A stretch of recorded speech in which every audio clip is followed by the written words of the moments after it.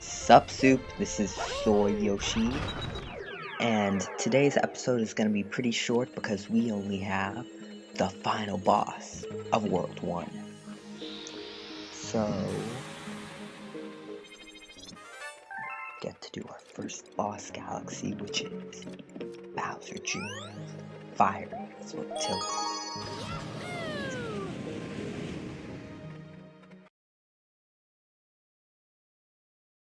So Bowser Jr.'s Fiery Flotilla, it only has 2 missions. We'll be doing Gobblegut's Aching Belly. There are 3 planets and 1 mini planet. Difficulty and enjoyability, 2.5. The level's pretty short and the boss can be annoying, but it's nothing too difficult really. And as far as scheduling goes, there's been some confusion. To make this clear, I am not going to be uploading a video tomorrow. And starting next week, I plan to upload every day, Monday through Friday. Of course, I may have to miss some days due to personal reasons. I will not be uploading this Saturday or Sunday, but starting next week, I'm going to be starting 2 new projects. One is going to be pretty short. It's going to be the story mode of Mario Party 4 on the intense difficulty or whatever the highest difficulty is for that game. And then the other is going to be SpongeBob SquarePants Battle for Bikini Bottom, and that will be uploaded during the week. I'm thinking of doing 1 Mario Party 4 board every week, and so maybe I'll upload like the first part of the video on Saturday, like maybe the actual board, and then the second part, which is the boss battle, on Sunday, although the boss battles are very short in that game, so I might just split the board out and upload half Saturday, half Sunday. And we are all ready to Gobblegut, like only 2 minutes into the video, and we're already here. This is a very short level. And the boss battle can take a lot longer than the level, and oh look, it's Bowser Jr.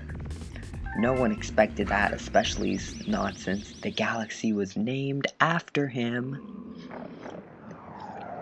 But this boss, Gobblegut, he always reminds me of Racktail or Fractail from the Paper Mario series. He just, I don't know why he just does. Maybe it's the long dragon effect, but I keep wanting to call this guy Racktail Fractail.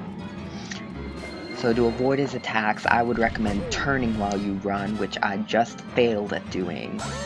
But he's slower, I think, when he has to keep on turning. So I would recommend turning a lot. And when you see that steam, it means he's about to become vulnerable. Just spin into the bellyache bulges, and for every 3 you get, there's this little clip. He only has 6 total, so 3 more and then he's done. But of course, things never go to plan, according to plan with this boss battle. Whoa, how did I not get hit there? And of course I get hit a second later. But I'm planning on probably Let's Playing the majority of the Mario Party games, starting with Mario Party 4 because that was the one I played first. Then in order it would go 5, 6, 7, 8, and then Mario Party 2 after that. And if 1 or 3 has come out for the Virtual Console, that will be the last one I Let's Play probably. But since I don't own a Nintendo 64, it's just not going to be possible for me to Let's Play those without using an emulator.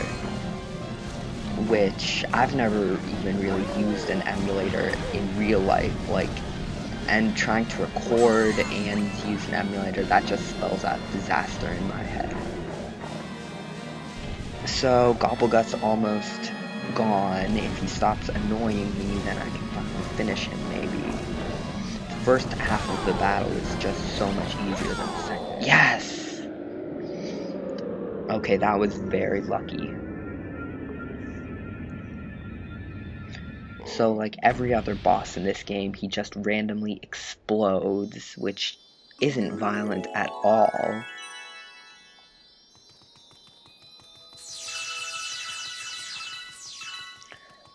But I'm also glad I'm doing Mario Party 4 first, because that's probably, of the ones I've played, it might be my favorite.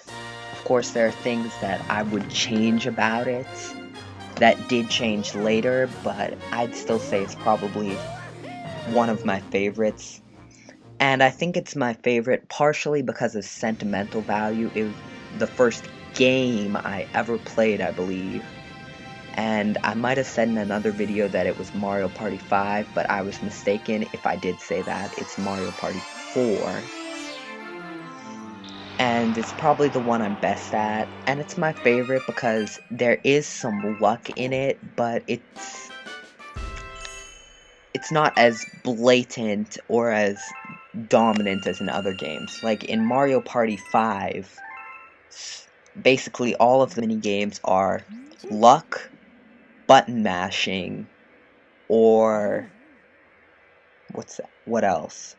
Reflexes.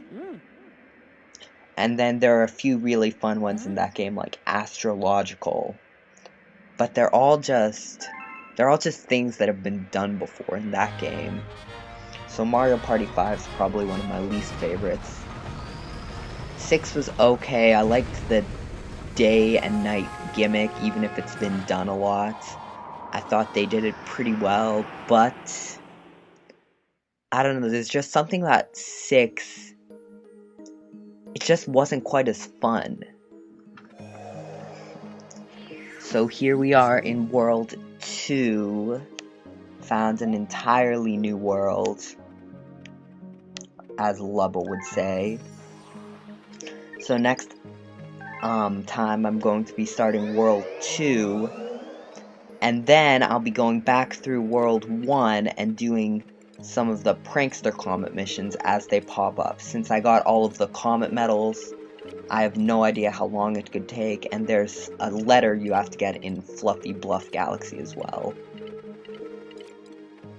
But I don't think I missed any stars you can get without a Prankster Comet here. I am out of time, though.